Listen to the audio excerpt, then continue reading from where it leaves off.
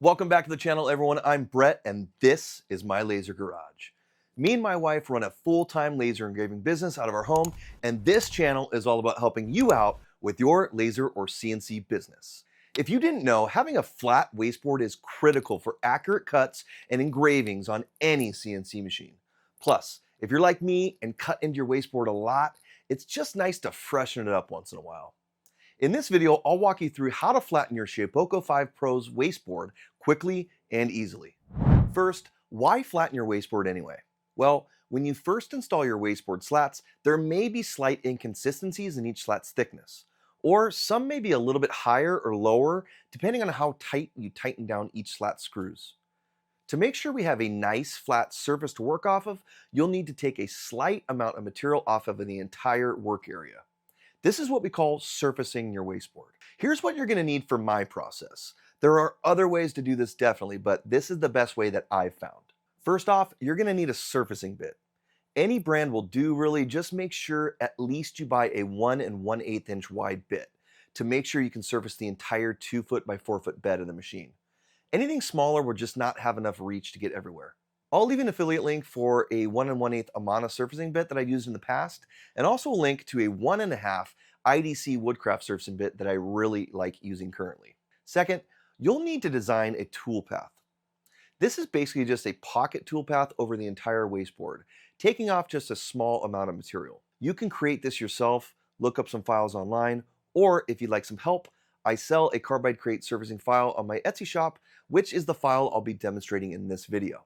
You don't have to purchase the file from me. It's really not that complicated to make, but if you're new or would just like to help support the channel, I do offer one for sale, which includes the proper tool paths and is ready to run following these instructions. My files are set up for both a 1 1/8 inch bit and a 1.5 inch bit. I'll leave a link to it in the description below if you're interested. All right, let's get surfacing. First thing we're going to do is set our X and Y axis zeros. We'll set the Z 0 point at a later step. I just chuck up a 1/4 inch end mill and eyeball the 0 points. The X and the Y zeros don't have to be extremely precise. You won't be able to jog the machine to the absolute bottom left corner of the bed, but don't worry, that's okay. Our surfacing bit will be wide enough to reach every portion of the wasteboard. That's why it's really important we at least use a 1 1/8 inch diameter bit. Next up, this is super important. We need to make sure to remove and disable our bit setter from the right side of the CNC machine because it will interfere with the large surfacing bit we're going to install. Just remove the 2 screws, unplug it, and set it aside until we're finished. Then we need to disable it in our software so our Shapeoko doesn't try to measure our tool. Just go into the settings in Carbide Motion and uncheck the Enable Bit Setter box. Also ensure you have nothing on the left or the right side of your machine. I have these handy tool trays that I use, but I'll quickly take them off before we surface so we don't hit them. Now, insert your surfacing bit into your spindle or router and let's set the Z axis 0 point. In this example, I'll be using a 1.5 inch surfacing bit, which is my go-to for speed. Since this is such a large bit, we're going to set our Z 0 point manually by using a scrap piece of paper. Just slowly jog the bit down until it just kisses the piece of paper. Using this wireless keyboard makes this process really easy and fast. If you'd like to learn more about this tip or my other favorite CNC tips and tricks, I'll leave a link to a video I just made showing my favorite tips in the description. So now we're almost ready to run. All we have to do now is load our file into Carbide Motion and one last step. I like to lightly mark the entire wasteboard with pencil marks so I can just make sure I take off material over the entire surface. This helps me visually verify I've surfaced every inch of the wasteboard.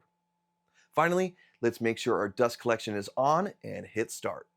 While we're watching this surfacing bit in action, if you haven't already, make sure you hit that like button and subscribe to the channel if you're interested in checking out more videos just like this. I have a lot of great content planned, so hit that bell notification so you don't miss out on anything. If you're using my file, it is set up with very conservative speeds and depth of cut. I'm only taking off 5/1000ths of an inch at a time here. If you'd like to be a little bit more aggressive, you can always change this, but I prefer to take it easy and just run multiple passes if necessary. If you'd like to go faster, you can always increase the speed during the cut in real time by up to 100% with Carbide Motion as well. I use that feature often. After one pass, I've removed all of my pencil marks so I know I've surfaced the entire area and it's flat. If you haven't removed all of your pencil marks, that's okay. Just re-zero your Z-axis and rerun the file. Repeat this process until all your pencil marks are removed. A brand new wasteboard can sometimes take 2 or 3 passes with these conservative settings. After surfacing, take a close look at the cut quality. If you see shallow grooves or scallop marks, you may need to tram your spindle. Tramming is the process of making sure your spindle or router is perfectly square to your work surface. If you're interested in learning more about tramming, check out this link here. In this video, Winston Moy from Carbide 3D goes into great detail about this topic and shows how to do it. In my case, my cut quality is nice and smooth, so I'm happy with my current tramming. No adjustments are needed. And there you have it, a perfectly flat wasteboard ready for your next project. Pretty simple, right? If you enjoyed this video, do me a quick favor. Hit that like button to let me know, and don't forget to subscribe to the channel if you haven't already.